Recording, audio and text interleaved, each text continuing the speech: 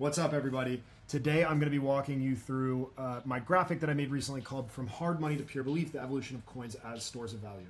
So wanted to share what I've been working on here, which was sort of an evolution of crypto throughout the years. And the argument that I want to make in this graphic is that Pure Belief was always sort of the eventual end goal of what realistically was the last, call it 15 years and a little bit of change, of different sort of technology that was meant to incite belief out of people. So I think it's important to understand kind of the roots of crypto and how we got here. And so I just wanted to walk everyone through this. Obviously, 2008, after the great financial crisis, Bitcoin emerged as sort of the first alternative to traditional fiat systems. It was obviously finite, permissionless, it was accessible for anyone, it offered proof of work, and sort of the first money without a master, as a lot of people say. So, it was finite, it was permissionless, it was accessible, it was the first of its kind. A lot of other attempts had been made at the time to solve for the double spend problem, which, if you read the Bitcoin white paper, is was the initial purpose of Bitcoin, was to help two parties transact without a third party in between that didn't result in double spending.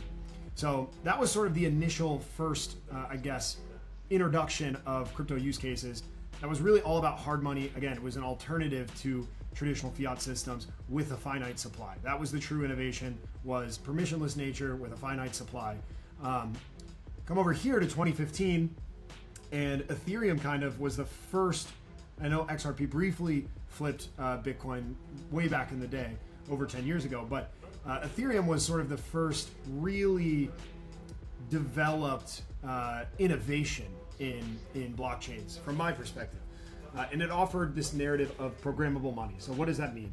It means that store of values could, instead of accruing to, what realistically was this kind of hard but theoretically stale money, where you couldn't really do much with the Bitcoin ecosystem, now Ethereum contested that store of values could, maybe value would flow to builders and a lively ecosystem, not just a token that existed because it was a good alternative to traditional money. I.e., if one asset could be both programmable money and hard money, then theoretically it could overthrow one that only has one of those advantages. Obviously, Ethereum ended up moving to proof of stake, and the kind of scarcity aspect is a little bit flimsier than it used to be, because Ethereum started as proof of work. But this was a new paradigm because Bitcoin didn't really have the developer angle and the ease of development that Ethereum offered. Therefore, it didn't have kind of the theoretical depth that would come with all the things that could be built, quote unquote. Fast forward to 2017, this was around the ICO era, and this is when a lot of exchange coins kind of came to light, and platforms were being pitched generally in the form of ecosystem tokens as a new store of value. So, i.e., why would you not want to own what was realistically an exchange and the exchange token and programmable money, right? And you can extrapolate that even further. I'm actually not sure which of these tokens, like BNB coin, for instance, were also proof of work, but they were potentially also hard money. And so now you had all of these things together, and entire ecosystems, instead of having to build the ecosystem from the ground up, that came with the token. And so speculation kind of moved into this category. And then in 2020 and 2021, scaling wars occurred. And the idea was to compete for speed, for scale, for retail adoption. We didn't know it at the time, but right after came NFTs, and a lot of this was bred from DeFi summer. It was COVID, and kind of everyone having so much time on their hands and a little bit of extra money led to people experimenting with a lot of early DeFi protocols, which obviously quite big now, like Uniswap, Aave, SushiSwap, protocols like this. It was very innovative at the time, and so when you extrapolate out all that's required for those to run at scale, it was very clear that ETH was not going to be sufficient to run some of these protocols once they made it to X dollar amount or Y transactions per month.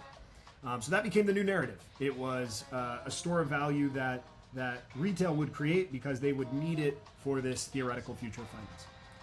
Enter movement coins. Movement coins, in my eyes, even though they weren't necessarily the predominant narrative of 2023 and 2024, they were still very strong performers. And so they had the ability to synthesize a lot of the advantages that existed over here. So what do I mean by that?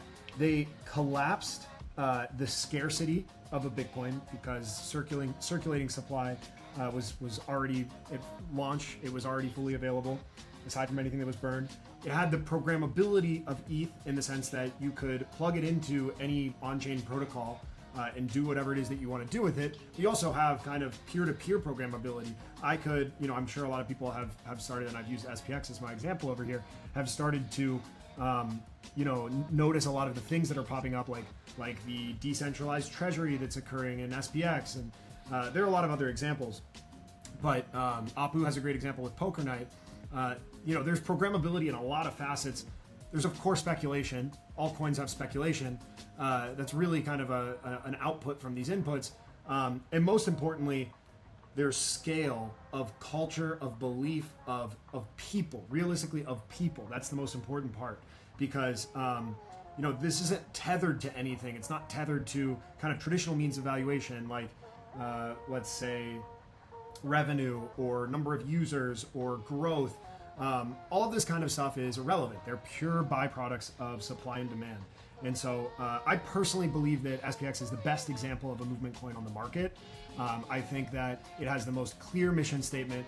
I think that if you take a look at any holder metrics or any longevity metrics, they're some of the best that exist.